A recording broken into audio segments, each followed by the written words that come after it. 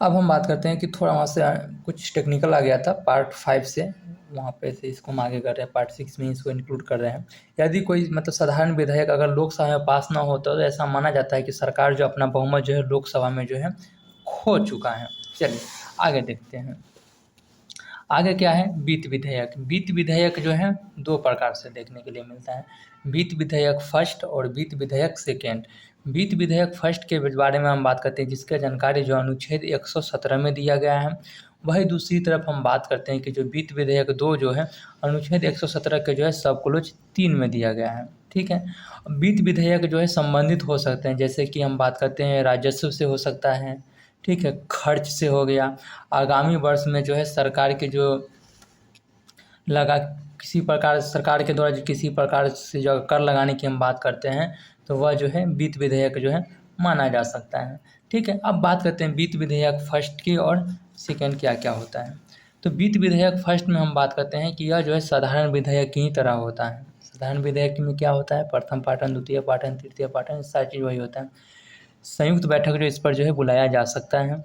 ठीक है, राज्यसभा स्वीकार या अस्वीकार जो है कर सकती है। ध्यान देने वाली बात है, आप इसे जो है हाइलाइटर लगा सकते हैं कि वित्त विधेयक को जो है, हालांकि हमें जो है धन विधेयक में जो है मात्र 14 दिन की उसको जो है समय दिया जाता है, यानी 14 डेज का जो समय दिया जाता है, और ना ही उसमें किसी प्रकार से अमेंडमेंट कर सकते हैं या नहीं इसे जो है इनकार कर सकते हैं। लेकिन वित्त विधेयक फर्स्ट जो है, जिसका जानकारी जो है हमें भारतीय संविधान के अनुच्छेद 117 में मिलता है, इसके संदर्भ में राज्यसभा के पास क्या प्रावधान है कि वह जो स्वीकार या फिर अस्वीकार जो है कर सकते हैं। ठीक है, दो कारण से इसे जो है धन विधेयक माना जाता है। वित्त विधेयक को जो है धन विधेयक जो है माना जाता है दो कारण से। पहला क्या कि लोकसभा में इसको जो है पेश किया जाता है और राष्ट्रपति के जो है सहमति के बाद जो है पेश किया जाता है। इसी आधार पर जो है धन विधेयक जो है माना जाता है। धन विधेयक क्या होता है, मैंने पीछे की वीडियो पढ़ा चुका हूँ, जहाँ पे थोड़ा टेक्निकल इशू आ गया था, कट किए थे, वहाँ पढ़ा चुके हैं।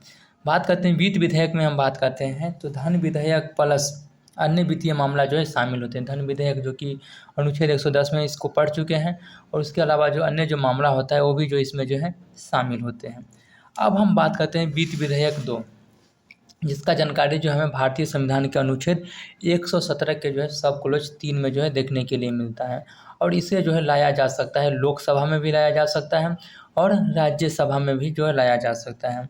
राष्ट्रपति के जो अनुमति की जो आवश्यकता नहीं है लाने के लिए। ध्यान देने वाली बात है, अगर आप वित्त विधेयक सेकेंड को अगर लाना चाहते हैं तो लोकसभा या फिर राज्यसभा दोनों में ला सकते हैं। ये कंपलसरी नहीं है कि सिर्फ लोकसभा में लाया जाएगा या फिर राज्यसभा, नहीं, आप जो है स्वतंत्र है, लोकसभा में भी ला सकते हैं और राज्यसभा में भी ला सकते हैं।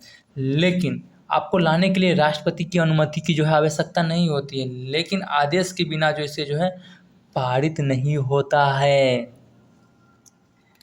क्या समझे, लाने के लिए तो ज़रूरत नहीं कि हम राष्ट्रपति महोदय से हम इसका जो सूचना के बारे में जानकारी लें कि हाँ हम लाने जा रहे हैं वित्त विधेयक 2, लेकिन इसको पारित करना होगा तो आपको राष्ट्रपति महोदय से जो है अनुमति लेना पड़ेगा। राष्ट्रपति की अनुमति के ऊपर जो है राष्ट्रपति के आदेश के बिना जो इसके जो है पारित नहीं माना जाता है।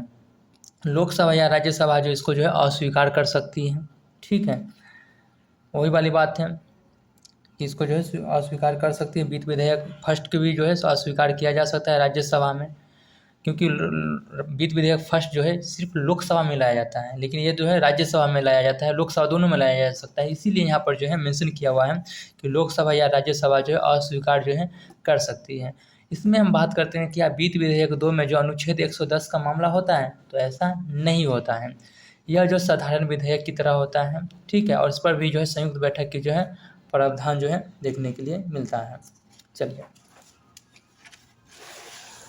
अब हम बात करते हैं, कुछ यहाँ पर जो है प्रावधान दिया गया है, एक शॉर्ट समरी में बताया गया है कि जो हमारा जो विधेयक होता है किस किस को जो है संविधान में परिभाषित किया गया है। किसमें बात करते हैं, राष्ट्रपति की जो अनुमति की जो आवश्यकता होती है, कौन सा ऐसा विधेयक है जिस पर हम बात करते हैं संयुक्त बैठक का जो प्रावधान है, कौन सा ऐसा विधेयक जो कि लोकसभा में आता है, कौन सा है जो राज्यसभा में और लोकसभा दोनों में आ सकता है, किस पर जो है राष्ट्रपति के पास जो है वीटो पावर है। ये सारी चीज़ जो है आप जो इसको जो एक चार्ट बनाकर जो है आप जो है जहाँ पर स्टडी करते हो उसके सामने में जो है चिपका सकते हैं। तो ऐसे दिख रहा है, आप समझ गए होंगे। चलिए अब हम बात करते हैं कि बजट के बारे में बात करते हैं। तो बजट को जो है संविधान में जो है उल्लेख जो है नहीं मिलता है। ठीक है, और वार्षिक वित्तीय वर्ष जो है माना जाता है, जो कि अनुच्छेद 112 के आधार पर। ठीक, भारत सरकार के जो अनुमानित इसमें जो है खर्च होता है, यानी कि भारत सरकार के जो भी प्राप्ति और अनुमानित होता है वो सही की जो है खर्च होता है। अनुमान के आधार पर जो प्राप्ति है या खर्च जो है वो इसमें जो है शामिल होता है। ठीक है, अनुमान के आधार पर जो इस पर जो है विवरण दिया जाता है, वित्त मंत्री द्वारा जो है प्रस्तुत किया जाता है। ठीक है, आने वाले साल में जो है आर्थिक नीतियों के लिए। अब इसमें शामिल क्या क्या होता है, देखिए इसमें शामिल होता है सरकार की राजस्व एवं पूंजी के जो है अनुमानित खर्च। ठीक है, राजस्व बढ़ाने के उपाय जो बजट में शामिल हो सकता है, खर्च का जो है अनुमान हो सकता है, आने वाले साल का जो अनुमान एवं पिछले साल का जो है विवरण, यानी कि आने वाले जो साल हैं देखते हैं ना 2025-26 ऐसे होता है, तो आने वाले साल का जो एक तरह से जो अनुमान और पिछले साल में क्या मेरा रहा उसका जो एक तरह से जो है विवरण होता है। ठीक है, आने वाले साल के लिए जो आर्थिक नीतियाँ जो निर्धारण किया जाता है। चलिए, तो ये सारी चीज़ जो है पढ़ लिए।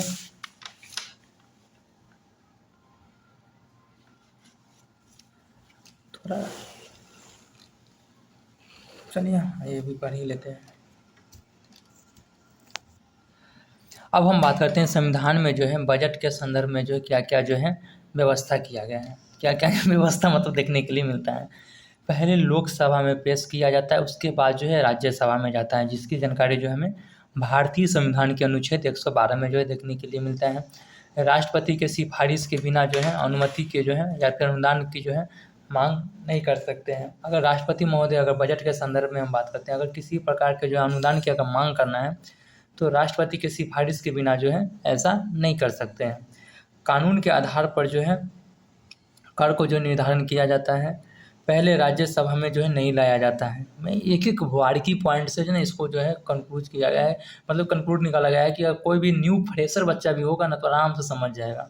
ठीक है, अगर इसको रट ले, इसको पढ़ ले, इसको लिप्स पर ना एकदम, अगर रात को 12 बजे भी कोई बनता उठाए कि हाँ बोलो भाई बजट का किस में मिला है, प्रावधान है, अनुच्छेद कितना है सर, तो अगर वो याद कर लिया ना तो पीटी कोई नहीं रोक सकता है आपको। पीटी में प्रीलिम्स में जो पॉलिटी में जो है आप अच्छा खासा जो है काम कर सकते हैं। संसद कर को जो कम या समाप्त कर सकती है या फिर बढ़ा नहीं सकती है। क्या कर सकती है संसद, जो बजट के संदर्भ में बात करते हैं कि संसद जो है जो कर जो होती है उसको जो कम कर सकता है लेकिन बढ़ा नहीं सकता है। राष्ट्रपति की अनुमति के बिना जो है निर्धारण वाला विधेयक जो है नहीं लाया जाता है। यानी क्या निर्धारण, तो ऐसे बोल दिया, कर निर्धारण वाला विधेयक जो है नहीं लाया जा सकता है। ठीक है, अब बात करते हैं बिना वियोग निधि से, जो संचित निधि से जो आप पैसा नहीं निकाल सकते हैं। तो बजट में जो इतना सारा जो है प्रावधान जो है आपको देखने के लिए मिलता है। अब विनियोग क्या होता है, क्या बोले विनियोग, बिना विनियोग विधि से संचित निधि से जो है पैसा नहीं निकाल सकते। तो फिर विनियोग विधि जो है क्या होता है, तो विनियोग विधि के बारे में यह बताया जाता है कि सरकार द्वारा संचित निधि से अगर आप बात करते हैं कि रकम की निकासी को जो है मंजूरी दिलाने के लिए जो है संसद में प्रस्तुत विधेयक ही एक तरह से विधेयक माना जाता है, यानी कि जो विनियोग विधेयक माना जाता है। कहने का मतलब क्या हुआ है, देखो अगर बात करते हैं कि जो सरकार की जो संचित निधि होती है, पढ़ेंगे आगे संचित निधि क्या होता है, पढ़ेंगे, घबराने की बात नहीं है। धन विधेयक संचित निधि आकस्मिक निधि क्या होता है पढ़ेंगे, बस इसी के बाद आए। तो सरकार द्वारा संचित निधि से रकम की अगर निकासी को मंजूरी दिलाने के लिए जो है एक तरह से जो संसद में प्रस्तुत विधेयक ही जो एक तरह से जो है विनियोग विधेयक होता है। ठीक है, समझ गए। अब बात करते हैं कि दोनों सदन की जो है संयुक्त बैठक की हम बात करते हैं। दोनों सदन की जो है संयुक्त बैठक किस किस मामले पर जो है संयुक्त बैठक हो सकता है। ऐसा थोड़ी है कि लोकसभा कोई भी विधेयक पर गतिरोध हुए, मतलब कि 60 दिनों से अधिक दिन हो जाता है तो अनुच्छेद 108 के तहत जो है राष्ट्रपति महोदय जो है लोकसभा के अध्यक्ष मतलब बैठक हो सकता है, राष्ट्रपति महोदय बैठक करवा सकते हैं और जिसकी अध्यक्षता जो है लोकसभा के अध्यक्ष करते हैं, जो कि हम पीछे पढ़ चुके हैं। ठीक है, अब बात करते हैं कि ऐसे तो मैंने एक ही मामला देखे थे, लेकिन बहुत सारे ऐसे मामला है जिस पर जो है संयुक्त बैठक का जो है प्रावधान जो है देखने के लिए मिलता है। जैसे कि दूसरे सदन द्वारा जो अस्वीकार कर दिया गया हो कोई भी विधेयक, ठीक है, संसद द्वारा संशोधन मानने से इनकार कर दिया हो। ठीक है, इसमें अध्यक्षता कौन करते हैं, तो लोकसभा के अध्यक्ष के द्वारा जो है अध्यक्षता किया जाता है। दूसरे सदन में विधेयक पास किए हुए 6 माह हो जाए। ठीक है, मैंने 60 दिन बोल दिया था, सॉरी 60 दिन नहीं होता है, 6 माह होता है बाबू, सॉरी मैं मैंने कुछ गलत बोल दिया था। अगर कोई भी विधेयक पर अगर हम बात करते हैं 6 दिनों तक अगर बात करते हैं उस पर किसी प्रकार की जो है निर्णय नहीं मिलता है तो एक तरह से गतिरोध विधेयक जो है माना जाता है। ठीक है, चलिए। विधेयक को लेकर गतिरोध होने पर 6 माह के तक जो है अगर किसी प्रकार का जो प्रावधान नहीं दिया जाता है तो एक तरह से जो विधेयक जो है क्या माना जा सकता है, गतिरोध विधेयक माना जाता है। यानी कि हम एक ही वर्ड को बहुत लैंग्वेज में तोड़ के जो है इसमें जो समझाने की जो प्रयास किए हैं। बजट सत्र के पहले बैठक में जो है एक तरह से जो है संयुक्त बैठक देखने के लिए मिल सकता है। आप इसे जो है अंडरलाइन या फिर हाईलाइट लगा सकते हैं। संयुक्त बैठक बुलाया जा सकता है साधारण विधेयक पर और वित्त विधेयक फर्स्ट और सेकंड पर, जो कि हमने वहाँ पर एक जो चार्ट दिखाए थे उसमें देखने के लिए जो है मिला था। ठीक है, 1/10 भाग पर ही बुलाया जा सकता है कुल सांसद का। 1/10 भाग यानी कोरम। कोरम गणपूर्ति क्या होता है हमने पीछे की वीडियो में पढ़ा चुके हैं। इसमें सदस्य के साथ साथ अध्यक्ष भी शामिल होते हैं। लोकसभा के अध्यक्ष हो गए, राज्यसभा के जो पीठासीन अधिकारी हो गए। 1/10 भाग यानी कि लोकसभा में जो है 55 सदस्य और राज्यसभा में 25 सदस्य होना जो है अनिवार्य माना जाता है।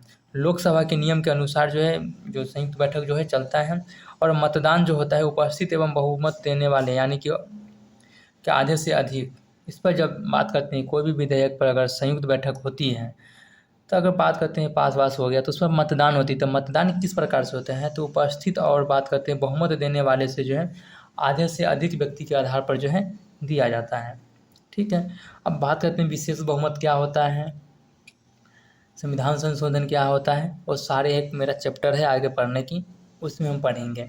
और थोड़ा यहाँ पर कष्ट करना पड़ेगा, ये नहीं बोलेंगे कि आप लोग इसे जानते होंगे, थोड़ा सा कष्ट कीजिए, हम आगे उसको ज़रूर पढ़ाएंगे। ठीक है, चलिए। तो दोस्तों आज की वीडियो को फिर हम यहीं पर समाप्त करते हैं और फिर हम लोग मिलेंगे नेक्स्ट वीडियो में जो कि मेरा पार्ट 7 होगा। तब तक के लिए धन्यवाद, बाय बाय। प्रॉपर नोट्स बनाइए, रिवीजन कीजिए, अपने दोस्तों के पास शेयर कीजिए वीडियो। बोलिए बहुत ही अच्छा कंटेंट है। चलिए बाय बाय।